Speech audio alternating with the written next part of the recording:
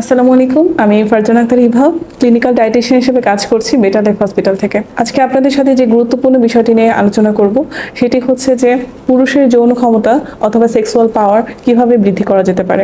পুরুষের যৌন ক্ষমতা বা সেক্সুয়াল পাওয়ার ডিপেন্ড করে তার টেস্টোস্টেরন হরমোনের উপর। তার এই হরমোনাল লেভেল যদি ঠিক পরিমাণে থাকে, তার সেক্সুয়াল পাওয়ারও ঠিক পরিমাণে থাকবে।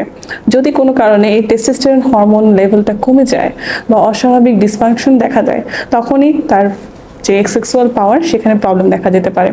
এখন আমরা জানবো যে পুরুষের টেস্টোস্টেরন হরমোন লেভেলটা কি কি কারণে কমে যেতে পারে। সাধারণত একজন পুরুষের 30 বছর বয়সের পর থেকে তার টেস্টোস্টেরন হরমোনের লেভেল কমতে শুরু করে। এছাড়া তার বিভিন্ন স্ট্রেস, বিভিন্ন ব্যাড হ্যাবিট, প্রপার ফুড ম্যানেজমেন্টের প্রবলেম, তার লাইফস্টাইলের প্রবলেম, এই সব জিনিস বা এই সব বিষয়গুলো তার এই টেস্টোস্টেরন হরমোনের উপর ব্যাপক প্রভাব বিস্তার করে। একজন পুরুষ মানুষের যত বেশি স্ট্রেসে থাকবে, তার টেস্টোস্টেরন হরমোনের লেভেলটা তত কমতে থাকবে।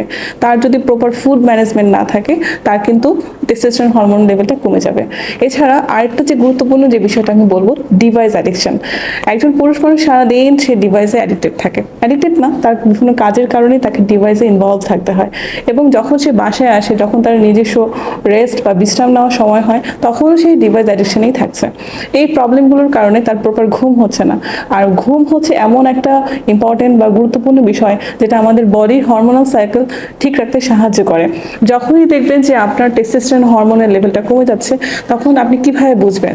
আপনার ভেতর থেকে আপনার দুর্বল লাগা শুরু করবে, অবসাদ লাগা শুরু করবে, আপনার মেজাজ খিটখিটে হয়ে থাকবে, চুল পড়া প্রবলেম হবে, ইত্যাদি আরও নানান ধরনের প্রবলেম দেখা দেবে। যখনই আপনি এই সিমটমগুলো আপনার মধ্যে দেখতে পারবেন, আপনি দ্রুত একজন হরমোন বিশেষজ্ঞ ডাক্তারের শরণাপন্ন হবেন এবং আইডেন্টিফাই করবেন যে আপনার টেস্টোস্টেরন হরমোনের লেভেলে কোনো সমস্যা আছে কিনা।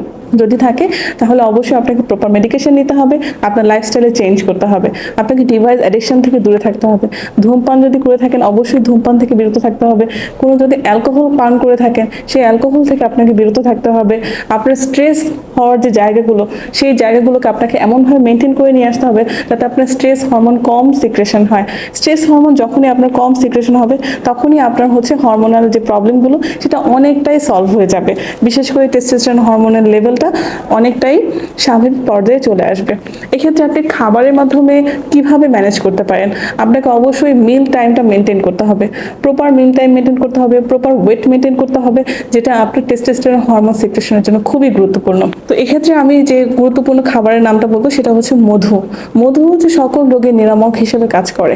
মধুর সঙ্গে আপনি যদি আদা কুচিটা সঙ্গে করে খেতে পারেন, তাহলে এটা আপনার বডির জন্য খুবই ভালো কাজ করবে। কারণ মধু এবং আদা দুটোর মধ্যে আমরা এমন কিছু মিনারেলস পাচ্ছি যে মিনারেলসগুলো আপনার টেস্টোস্টেরন হরমোন লেভেল সঠিক রাখতে সাহায্য করবে। এছাড়া সবজির মধ্যে বাঁধাকপির কথা না বললেই নয়। বাঁধাকপিতে এমন কিছু উপাদান আছে যেটা আপনার টেস্টোস্টেরন হরমোন লেভেল ঠিক রাখতে সাহায্য করবে। আর কিছু লাইকোপেন সমৃদ্ধ খাবার আছে, ফুড আছে, যেমন লাল কালার দেখতে, যে লাইকোপেন সমৃদ্ধ খাবারগুলো হচ্ছে লাল কালার হয়ে থাকে। এদের মেইন কাজটাই হচ্ছে যে আপনার বডিতে যাতে কোনো কার্সিনোজেন সৃষ্টি না হয়। কার্সিনোজেন হচ্ছে আপনার বডিতে ক্যান্সার তৈরিতে সাহায্য করে। এছাড়া লাইকোপেনের আরেকটা গুরুত্বপূর্ণ কাজ হচ্ছে আপনার হরমোনাল ব্যালেন্সকে ঠিক রাখা।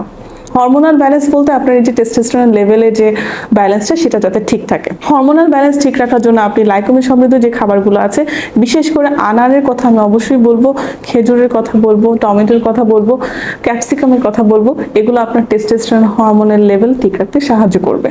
এই সব খাবারগুলো যখন আপনি আপনার খাবারে বা আপনার মিল প্ল্যানের মধ্যে পর্যাপ্ত পরিমাণে রাখতে পারবেন, তখনই আপনার বডিতে টেস্টোস্টেরন লেভেলের মাত্রা ঠিক থাকবে। সঙ্গে অবশ্যই আপনাকে প্রপার মেডিকেশন নিতে হবে, আপনার লাইফস্টাইলটাকে আপনাকে ব্যালেন্স করতে হবে, ডিভাইস অ্যাডিকশন থেকে দূরে থাকতে হবে, বিভিন্ন ব্যাড হ্যাবিট যেগুলো আছে সেগুলো থেকেও আপনাকে দূরে থাকতে হবে। এই সব কিছু মিলিয়ে আপনি পারবেন আপনার একটা সুন্দর স্বাস্থ্যসম্মত সেক্সুয়াল লাইফ লিড করতে। আজকে পর্যন্তই। ভালো থাকবেন, সুস্থ থাকবেন। Health TV Bangla